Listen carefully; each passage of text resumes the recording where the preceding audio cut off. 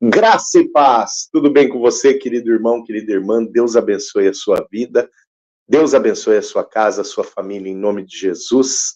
Nós estamos começando a nossa 10ª live dos 120 dias de consagração. Na verdade, a nossa 8ª live no 10º dia de consagração. 8ª live no nosso 10º dia de consagração. Deus abençoe a sua vida, Deus abençoe a sua família. Hoje é quarta-feira, querido, querida.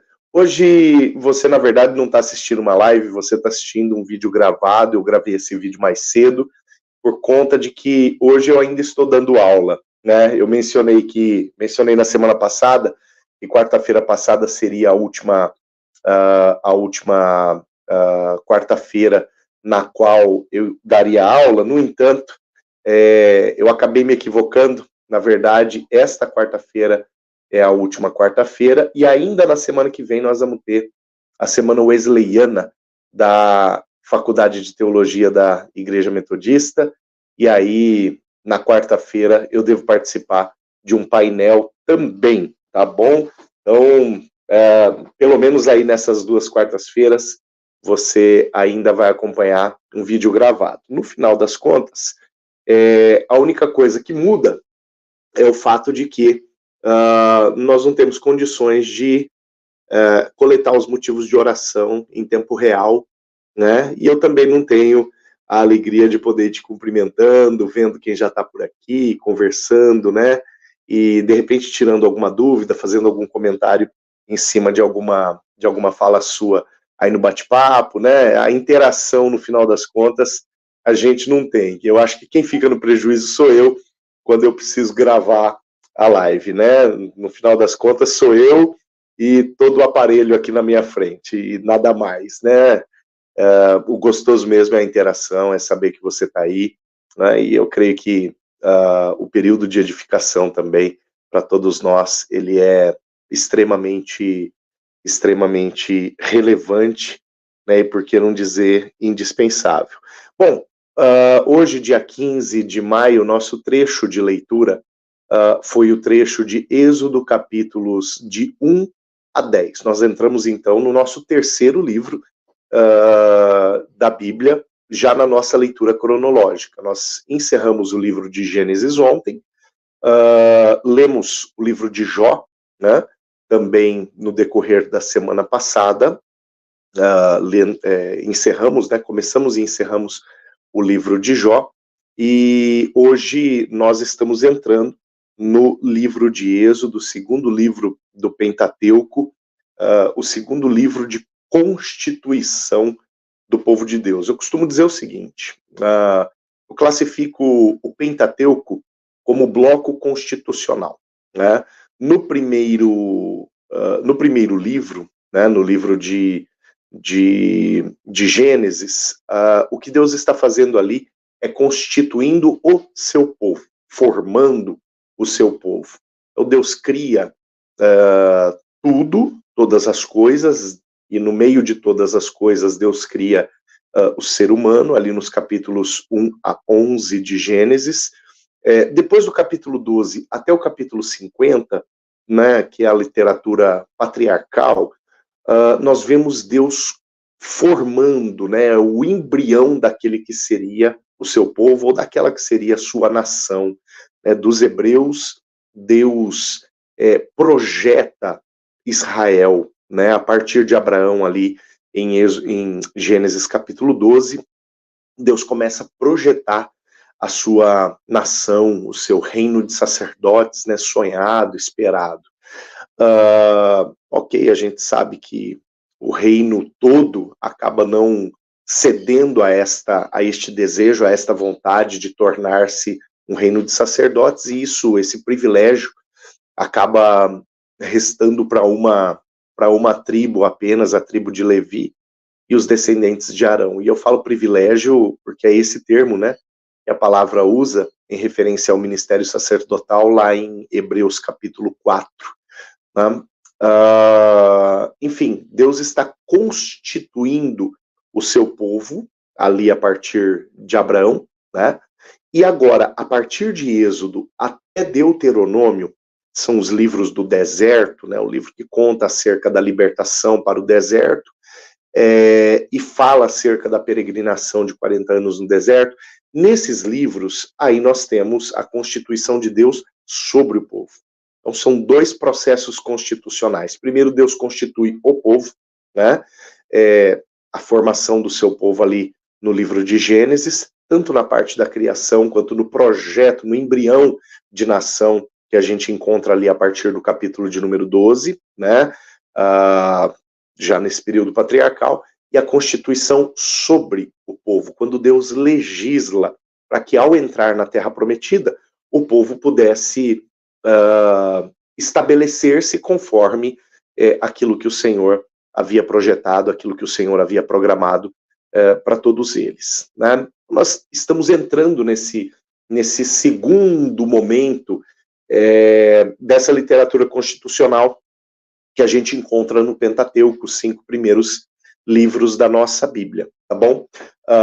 Só para te dar uma curiosidadezinha, se você quiser estudar Bíblia, né, se você não é da Igreja Metodista Central em Presidente Prudente, quiser estudar Bíblia, tenho 2 opções para você. Se você é aqui da cidade de Presidente Prudente, todos os domingos, às 9 horas da manhã, nós temos a escola dominical da Igreja Metodista Central em Presidente Prudente, com diversas classes de conteúdo bíblico, classes de todas as faixas etárias, inclusive uma das classes é intitulada, né, ela tem por tema Imersão na Bíblia, né?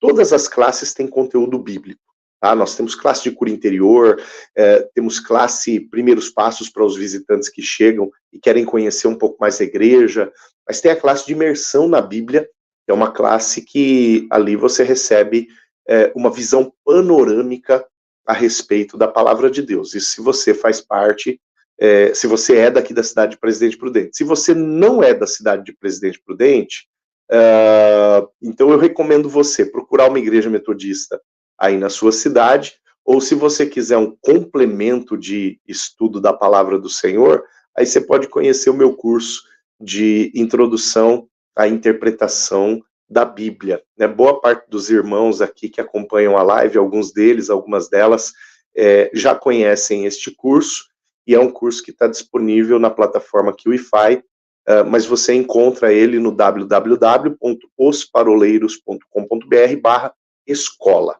tá bom? É um curso ali com 17 aulas, sendo uma aula introdutória, 15 aulas de conteúdo e uma aula bônus, né? São 17 aulas que você encontra nesse curso e vale muito a pena fazer. É o básico, é o compilado daquilo que é o essencial para uma boa interpretação da palavra de Deus, e vai tocar nesses pontos que eu estou tocando, né, falando acerca de padrão bíblico, padrão literário, né, dos textos bíblicos, enfim, dentre outras ferramentas para você entender melhor a sua Bíblia, ok? Bom, hoje nós entramos, então, neste segundo bloco constitucional que a gente encontra na palavra do Senhor, que é o livro de Êxodo, tá?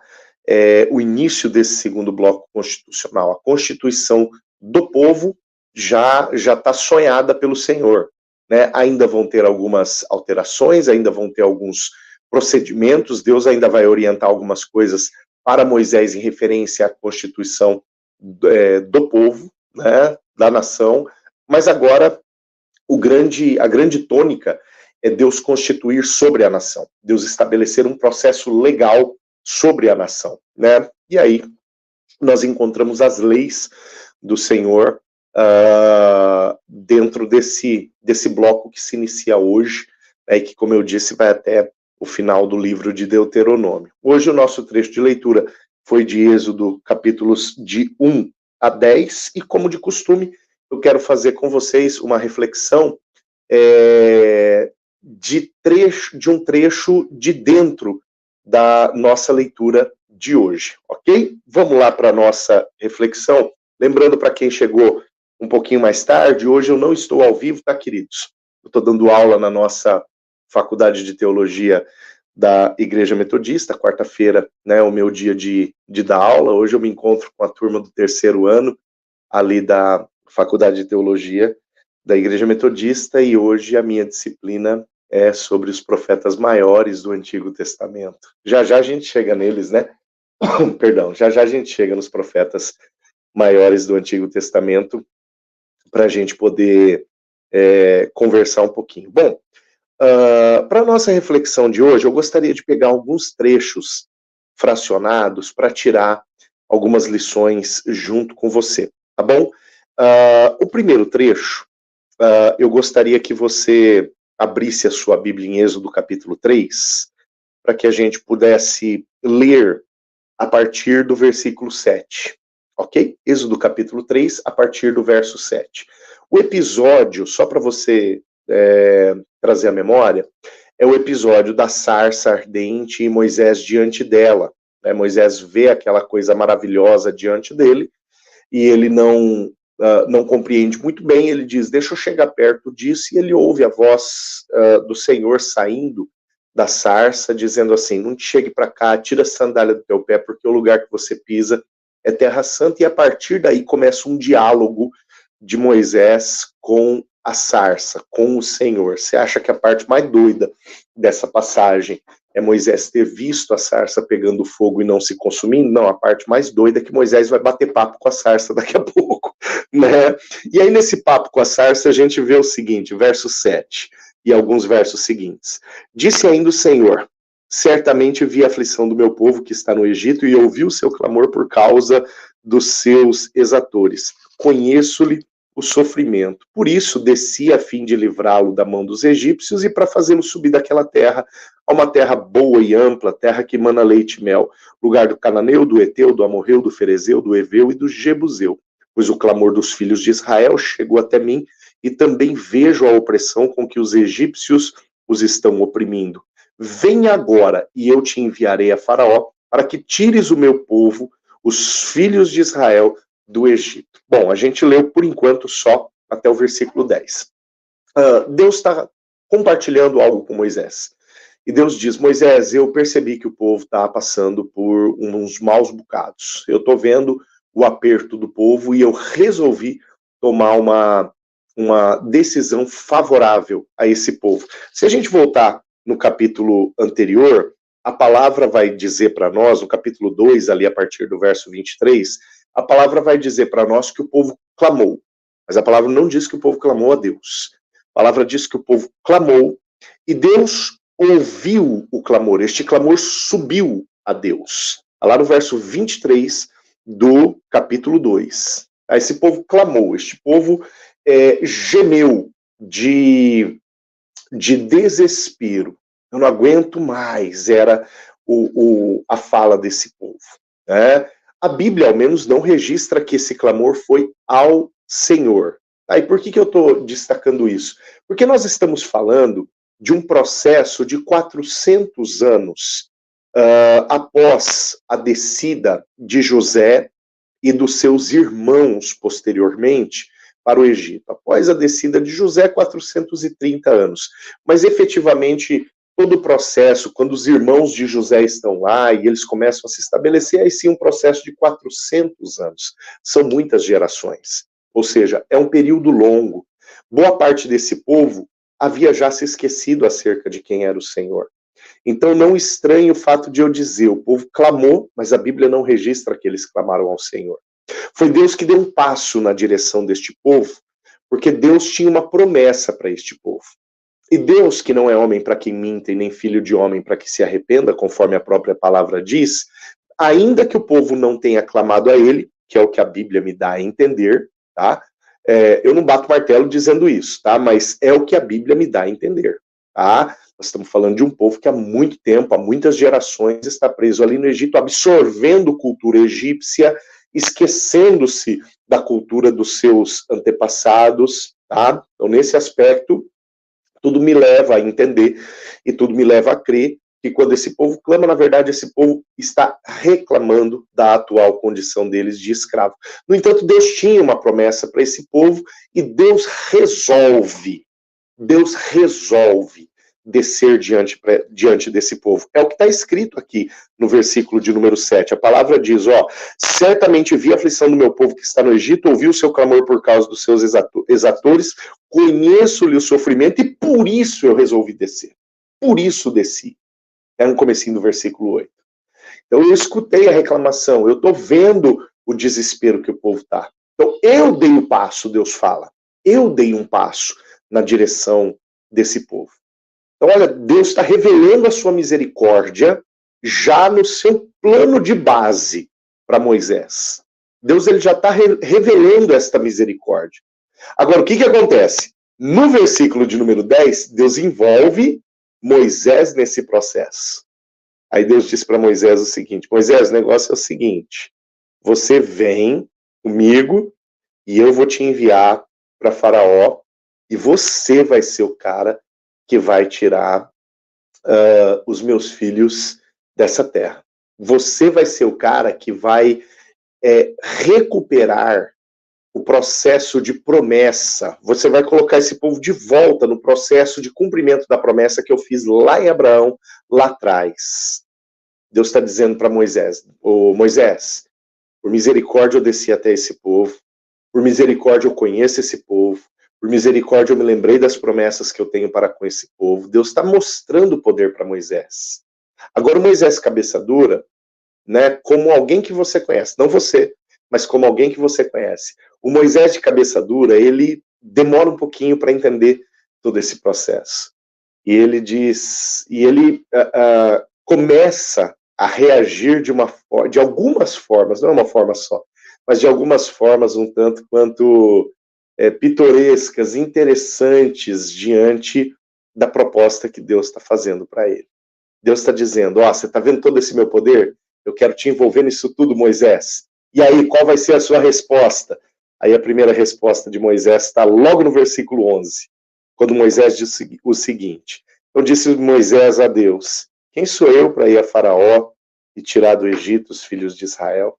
Moisés inventa uma desculpa para Deus. Só que essa desculpa não é a única.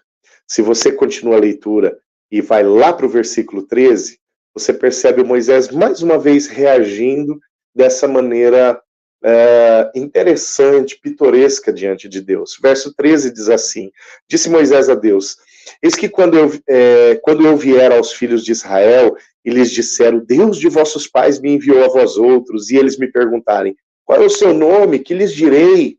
Mais uma vez, a gente vê uma desculpinha aqui por parte do Moisés. Mas a coisa não para aqui. Se a gente avança e vai lá para o versículo de número 4, lá para o capítulo de número 4, versículo 1, nós vamos ver mais uma vez Moisés pedindo a palavra e falando diante de Deus. Capítulo 4, verso 1. Respondeu Moisés, mas eis que não crerão e nem acudirão à minha voz, pois dirão, o Senhor não te apareceu. 3 negativas ou 3 desculpinhas de Moisés, enquanto Deus vai argumentando, você já acha que tá bom, tem mais desculpa de Moisés ainda. Lá no versículo 10 do capítulo 4, Moisés diz assim, então disse Moisés ao Senhor, Senhor, eu nunca fui eloquente, nem outrora, nem depois que falaste ao teu servo, pois eu sou pesado de boca, sou pesado de língua.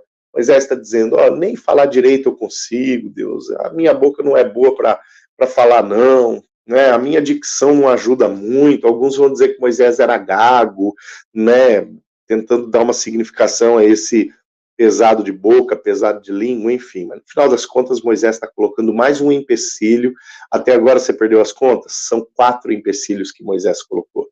Só que se você continua a leitura e vai lá para o versículo 12 do capítulo 4, 12 e 13, a palavra diz, aliás, no verso 13, perdão, a palavra diz, Moisés dizendo, né, ele porém respondeu, ele Moisés, Senhor, envia aquele que has de enviar, menos a mim. Moisés, ele diz, Senhor, esquece esse projeto aí, não me envolve nisso, não. Queridos, são 5 desculpas que Moisés apresenta diante de Deus. Fala da sua forma de falar, fala que o seu nome não vai ajudar, pergunta com a autoridade de quem, fala que o povo não vai acreditar que ele esteve diante de Deus. Moisés, ele coloca um monte de empecilhos diante do Senhor, um monte de desculpas diante do Senhor. No entanto, Deus tinha um propósito, e esse propósito foi revelado para Moisés, conforme a gente leu, lá no versículo de número 10, quando Deus disse: eu te enviarei a Faraó. Você é o meu instrumento, Moisés. Aqui eu te apresentei o meu poder e agora eu quero te fazer participante desse poder. Guarda esse termo, tá? Que é dele que eu quero conversar com você. Participar do poder de Deus. E no final das contas, Moisés apresenta todo o seu repertório de desculpas esfarrapadas, até que no versículo 14 do capítulo 4, a palavra diz: então se acendeu a ira do Senhor contra Moisés e disse: não é Arão, levita, teu irmão? Sei que ele fala fluentemente, e eis que ele sai ao teu encontro e vendo-te se alegrará teu coração. Pois lhe falarás e lhe porás na boca as palavras, e eu serei com a tua boca, e com a dele vos ensinarei o que deveis fazer. Ele falará ao povo, e ele te será por boca, tu lhe serás por Deus. Toma este bordão na mão, com o qual há de fazer estes sinais. Agora Deus falou para Moisés, o negócio é o seguinte: Moisés, você vai, aqui o seu instrumento de trabalho é esse bordão, você vai fazer esses sinais. Você precisa de um assistente? Tranquilo, o Arão vai ser sua boca e você vai ser como Deus para ele. Né? Aqui, Deus não está falando, você vai se equiparar a mim, mas Deus está falando, você vai ser a minha boca para que Arão seja a tua boca diante do povo. Né? Mas Deus diz para Moisés, cara, tá aqui o bordão, você vai, e tá aqui o ministério que eu te dei. Querido, querida, tudo isso, tá? Porque Moisés, embora tenha experienciado, percebido o poder de Deus, e tendo este poder apresentado, mais uma vez, pelo próprio Deus, lá nos versos anteriores ao verso 10, o Moisés ele resolve achar que Deus estava equivocado no chamado que estava fazendo para Moisés. Moisés ele resolve acreditar que Deus errou, né? Que ele não está pronto, que ele não é o mais indicado, ao ponto de no verso 13 do capítulo 4 ele dizer: escolhe outro, o plano é bom, o plano é bacana, mas manda outro para fazer isso que o Senhor está me pedindo. Querido, querida, eu brinquei no começo dizendo assim, o Moisés cabeça dura demorou para entender o poder de Deus, e demorou para se deixar envolver por esse poder, para se deixar levar, conduzir por esse poder. Deus teve que dar um sacode em Moisés para que Moisés pudesse assumir o ministério que o Senhor havia dado para ele, havia confiado a ele, e o projeto que Deus tinha para ele. Querido, querida, eu acho que se torna óbvio o que eu quero conversar com você nessa noite. Moisés, assim como eu, assim como você, muitas vezes olhamos para o poder de Deus e achamos algo maravilhoso demais para que nós tomemos parte. Ou algo maravilhoso demais para que no nosso tempo, nos nossos dias, na nossa frente, ou às vezes a partir das nossas mãos, seja manifesto. E o grande objetivo de Deus é que a gente participe do que ele está fazendo. Deus fala para Moisés acerca do que ele queria fazer e chama Moisés para participar disso. Tá lá, a gente leu no começo do capítulo 3. Eu ouvi o clamor do povo, eu resolvi descer, e eu quero te levar, Moisés, a uma condição de libertador, para que você seja meu instrumento para a libertação desse povo, para subjugar Faraó e para fazer com que esse povo triunfe. Deus revela a sua plataforma para Moisés. Aí alguém pode dizer assim, mas pastor, Moisés ele teve uma vantagem sobre nós. Deus apareceu para ele e revelou a plataforma de trabalho. Se ele não aceitou foi porque ele foi cabeçudo. Agora, para mim, Deus nunca revelou a plataforma de trabalho. Querido, preciso te falar alguma coisa? A plataforma de trabalho está revelada. A palavra do Senhor está revelada. Os objetivos de Deus para mim, para você, individualmente e como corpo, como igreja, eles estão revelados. A palavra, ela fala, ou ela traz como plataforma de trabalho para mim e para você, pregarmos o evangelho. A palavra traz como plataforma de trabalho para mim e para você, fazermos discípulos de todas as nações. A palavra traz como plataforma de trabalho para mim e para você, buscarmos com zelo os melhores dons. A palavra traz como plataforma de trabalho para mim e para você, aplicarmos os dons que temos recebido do Espírito Santo na obra ministerial que o Senhor tem confiado a cada um de nós. Quer que continue ou já dá para parar? A palavra revela para mim e para você, queridos, a plataforma de trabalho. Se eu sou pai, a palavra revela a plataforma do meu ministério como pai. Se eu sou marido, a palavra revela a minha plataforma de trabalho como marido. Se você é mãe, minha irmã, a palavra revela a tua plataforma ministerial, né, do exercício ministerial como mãe, como esposa, como filho, como filha, como ministro na casa do Senhor, como profissional da área que for. A palavra revela qual é a nossa plataforma de trabalho. Deus revelou para nós, a nossa sarça ardente está aqui, ó. A sarça está aqui, o ambiente do diálogo com o Senhor está aqui. O ambiente no qual eu invento as minhas desculpas e Deus fala os seus argumentos está aqui, para que eu e você venhamos a ter as nossas desculpas subjugadas pela palavra dele, pela vontade dele. E sabe de uma coisa? Sabe por que Deus não diz para Moisés, Moisés, você não quer mesmo, né? Então eu vou fazer o seguinte, eu vou caçar alguém que possa fazer isso no teu lugar. Sabe por que Deus não faz isso? Moisés, ele poderia estragar todo o plano, e Deus, ele poderia de fato substituir Moisés logo no banco, logo antes do jogo começar, né? Mas sabe por que Deus não faz isso com Moisés? É para que eu entenda, querido, aquilo que o apóstolo Paulo, quando ele escreve aos Coríntios, ele deixa claro. Paulo, ele diz assim: nada podemos contra a palavra do Senhor, senão em favor dela. Moisés, ele descobriu isso na pele, que ele nada podia contra a palavra de Deus. Ele não podia jogar contra essa palavra, ele não podia se mover na direção contrária a essa palavra. Logo, a opção dele, que restava a ele, era se mover na direção dessa palavra. Sabe, Moisés é um exemplo para que eu e você, vou usar um outro termo do apóstolo Paulo, não venhamos recalcitrar os aguilhões. Ou seja, a gente não venha a nos forçar contra aquilo que nos empurra e nos impulsiona para uma outra direção. Sabe, não venhamos querer andar na contramão quando o Senhor, ele vai nos empurrando através do vento do seu espírito, soprando sobre as nossas vidas para uma outra direção. Andar contra o vento não é coisa inteligente. Sabe, a plataforma de trabalho para mim e para você, a nossa sarça ardente, aqui, ó. O lugar no qual Deus fala conosco e revela para nós o que ele espera é a palavra do Senhor. E nós não podemos nada contra ela. Só podemos a favor dela, conforme diz o apóstolo Paulo.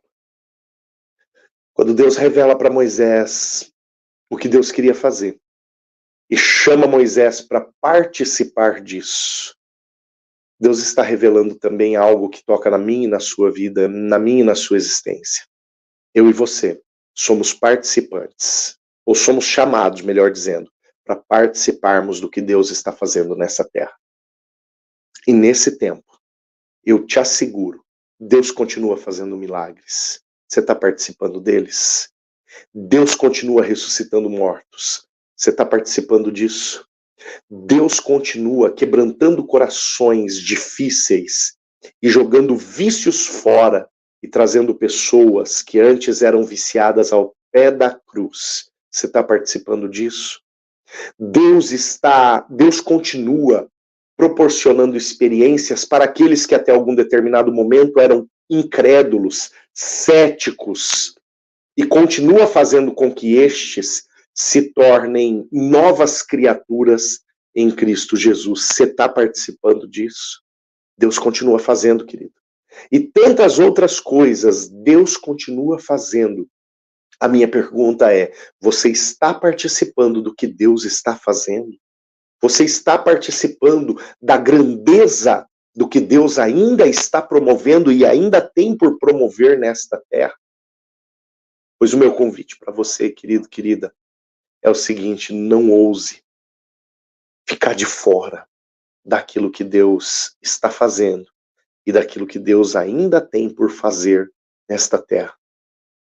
Porque os instrumentos que Deus tem para libertar gente boa, mas escravizada, os instrumentos que Deus tem para libertar pessoas que estão cativas nos Egitos de hoje, no Egito dos vícios, no Egito da pornografia, no Egito da falta de fé, ou no Egito da fé mal direcionada, no Egito das cadeias de Satanás, no Egito da mentira, no Egito da traição, no Egito do adultério, no Egito do roubo, no Egito do pecado em geral.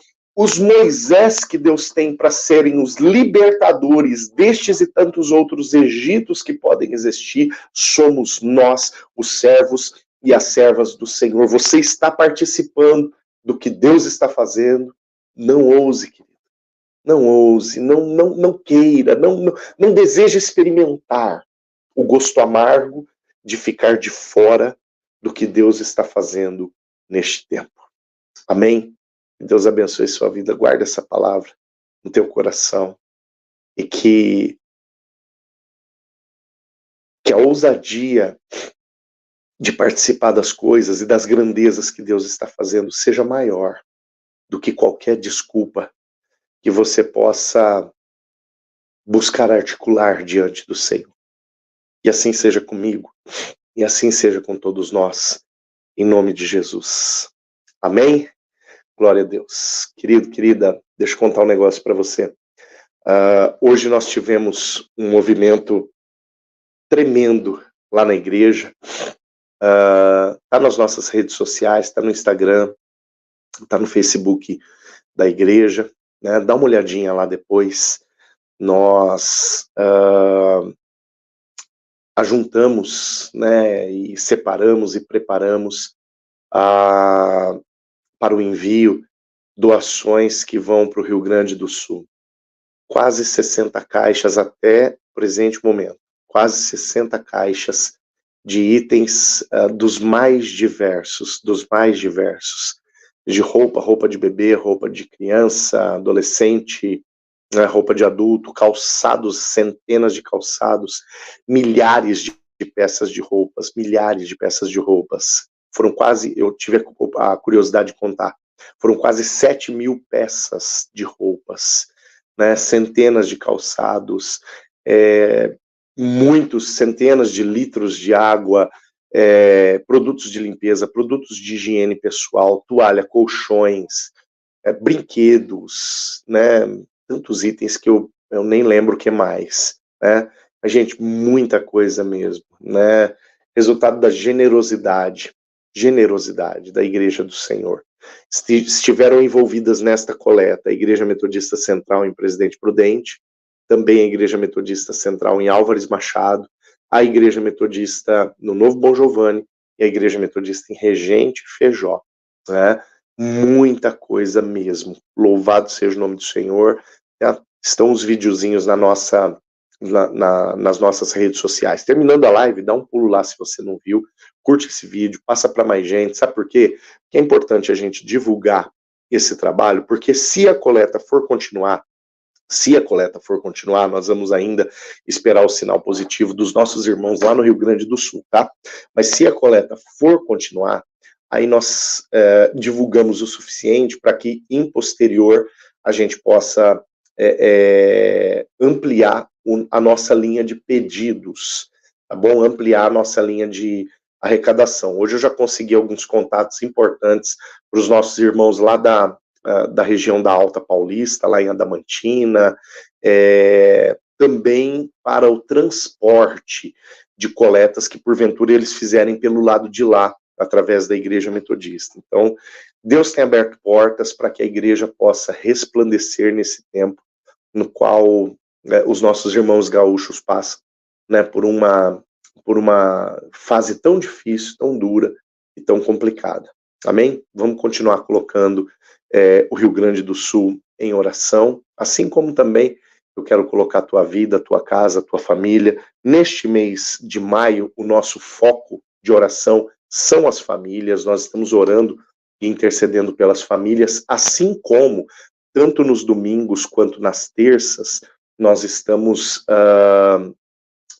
investindo palavra nas famílias, também orando com as famílias, pelas famílias, lá na nossa igreja, lá no templo. Então, se você é de Presidente Prudente, está acompanhando essa live ou esse vídeo chegou até você, vai lá na nossa igreja, vai lá na Metodista Central, você vai ser edificado em referência ao ministério que é a família, né? Vai aprender a lidar com a tua condição dentro da família, se você é filho, se você é mãe, se você é pai, né? Receber orientações bíblicas acerca do teu papel dentro da família, para que você possa ter uma família de fato abençoada, cheia da bênção do Senhor, né? E vivendo o melhor de Deus na tua vida, na tua casa, em nome de Jesus, né? Tá bom?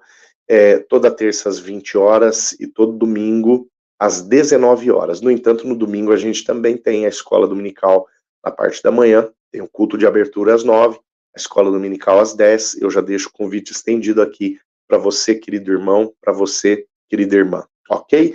Terminando essa live também, querido, querida, multiplique esse vídeo para mais gente, tá bom? Pode ser que essa palavra ela possa tocar alguma vida, possa tocar algum dos seus amigos, algum dos seus conhecidos, dos seus parentes, colegas de trabalho, tá bom? Então multiplica essa live para mais gente, ok? Vamos orar?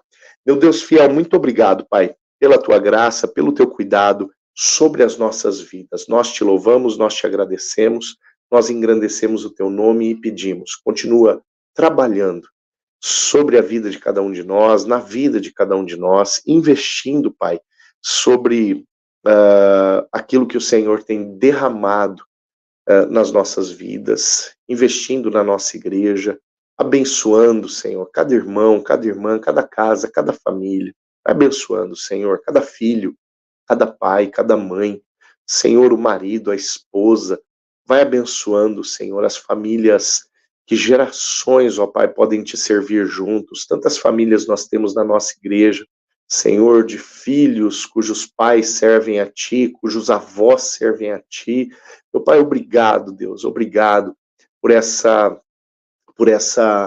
graça tão maravilhosa, Senhor, de termos gerações servindo ao Senhor e conhecendo o teu poder, conhecendo a tua graça. Obrigado por todo o trabalho desenvolvido hoje, Senhor, por aqueles tantos voluntários que estiveram ali na Metodista Central, meu Deus, trabalhando, separando estes itens que foram arrecadados, ó Pai, tanto ali pela Central, como pela Igreja em Machado, pela Igreja em Regente, pela Igreja no Novo Bom Giovanni. Obrigado, meu Deus, por estes irmãos e irmãs que levaram, meu Deus, a estas igrejas os seus itens para a arrecadação. Obrigado, meu Deus, porque temos a convicção de que tudo isso vai chegar no Rio Grande do Sul e vai ser bênção na vida daqueles que nesse momento passam por um momento de aperto, passam por um tempo de dificuldades. Que a tua graça, meu Deus, seja sobre aquele lugar. E em nome de Jesus, Pai, a reconstrução, ela vem em todos os sentidos sobre aquele estado, Senhor. Seja uma reconstrução, meu Deus, física, geográfica, mas também, Senhor, uma reconstrução de fé sobre aquele ambiente, sobre aquele lugar, sobre aquele estado. Nós oramos abençoando e o fazemos em nome de Jesus. Amém. Amém. Glória a Deus. Querido, querida, seja a graça do Senhor sobre a tua vida, sobre a tua casa, em nome de Jesus. Um grande abraço para você, para sua família, para sua casa, em nome de Jesus. E nós te esperamos no domingo, na Igreja Metodista Central em Presidente Prudente.